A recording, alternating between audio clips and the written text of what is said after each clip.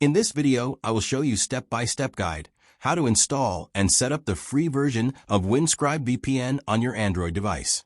Let's get started.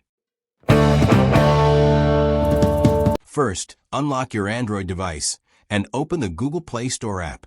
In the search bar at the top, type in Windscribe and press the search icon. The official Windscribe VPN app should be the first result. Tap on the app and then press the install button. The app will download and install automatically. Once the installation is complete, tap Open to launch the Windscribe app. Now, you'll need to set up your account. If you're new to Windscribe, press the Sign Up button to create a new account. Creating an account is quick and easy. You can just enter a username and password.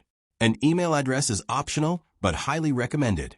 If you add and confirm your email, you'll get a generous 10 gigabytes of free VPN data every month. Create a username and password for Windscribe VPN and press Sign Up button. Complete CAPTCHA. Wait while your account getting ready. And that's it. You're now logged in. You'll see the main dashboard with a big Connect button.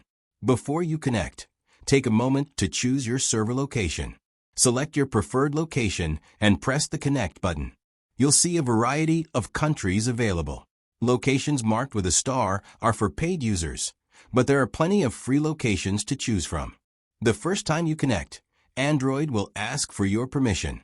This is completely normal and necessary for the VPN to work. Simply press OK to allow the VPN connection.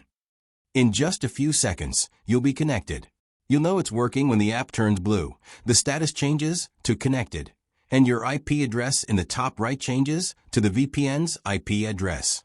Now go to your email and confirm your email to get 10 gigabits free data every month. And that's it. Your Android device is now securely connected to the Windscribe VPN. All your internet traffic is now encrypted and routed through the Windscribe server, keeping your online activity private. You can disconnect at any time by simply pressing the big on-off button in the top right corner of the app.